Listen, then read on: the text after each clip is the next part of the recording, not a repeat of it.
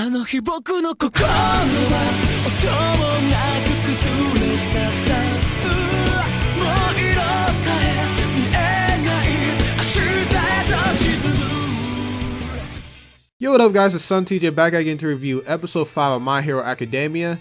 And before we get that started, I just want to address the issues I had with my episode review of Dragon Ball Super, the latest one.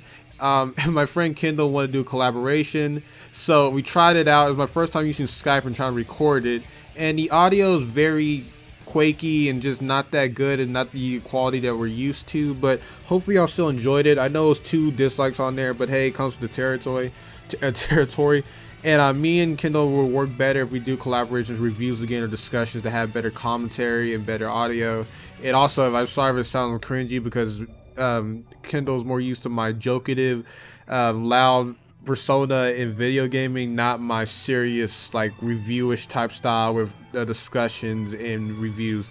So anyway, enough about the Dragon Ball Super issues with the last review. Let's talk about the latest episode of My Hero Academia.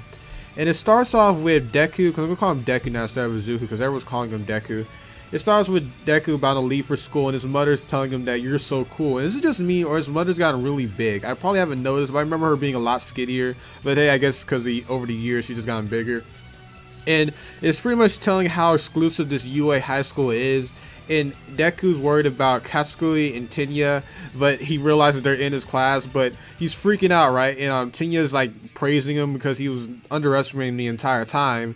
But then Deku, like, I swear, it's so much fan service for Deku and Ochako that you know there's a thing going on there. And Deku's like, you know, nervous and stuff. But while all this is going on, their teacher shows up and he straight up gives that lazy type vibe. A lot of Kakashi vibes, not gonna lie. A lot of Naruto parallels kind of going on here.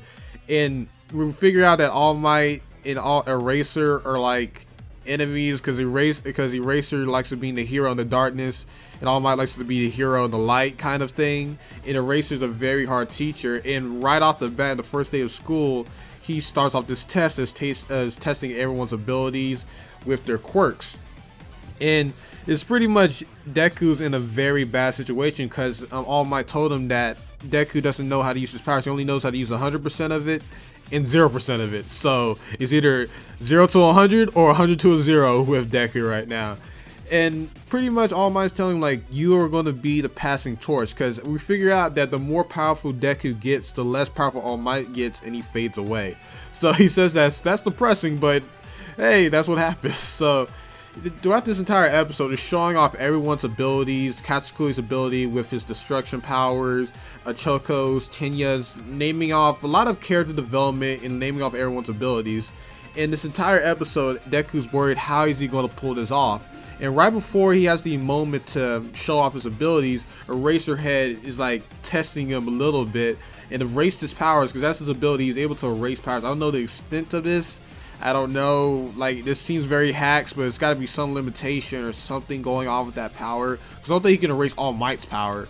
So I think he only can have like certain limitations to that. But anyway, he's pretty much giving doubt into Deku's head and trying to figure out if he has any potential. And the episode ends off with Deku, and that music hits, man. The music always hits, and I feel the power. I feel the emotion. And Deku figures out a way to release all the power into his index finger, and he was able to do some extreme, like, he was able to pass, really. I don't know if he passed, but, you know, you could tell, you can assume so. And it pretty much Eraser said, wow, you got a potential, and All Might says, you're so cool.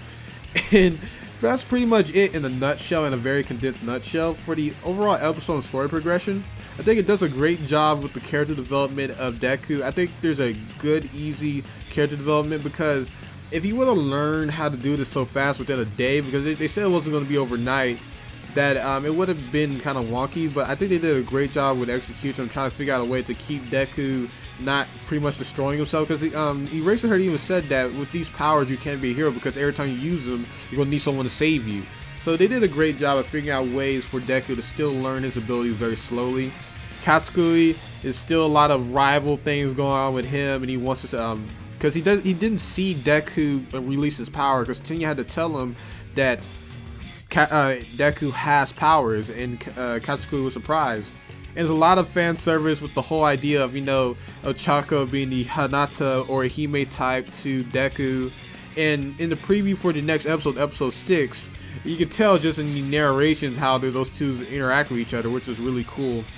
So for the overall episode, I'll give it a 9 out of 10. I really enjoyed it, especially like every episode so far. The thing that saves it is the moments that Deku releases his power and figures out motivation inside him with he's just facing adversity, and you just gotta really appreciate that every episode. And I couldn't put the thumbnail as Deku because like so far every episode would be Deku, but Eraserhead, he also has good character development as well, because it's just showing you that he's not a bad guy. He just puts on this persona to push his students to a very extreme limit or stuff like that. And there's a lot more characters that got character development, like this one weird looking kid who can shoot energy beams through his belly button and stuff like that. But I feel like they'll get more noticement later on episodes. I don't have to mention them too much, but just to let you know that it's still there. So yeah, 9 out of 10, amazing for me.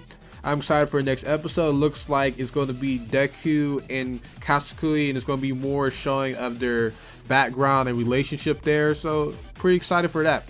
So if you like the video, like the video. If you dislike the video, dislike the video. If you enjoyed the commentary, subscribe. Make sure you comment. Sontj out. Peace. Love you all. That's all, folks.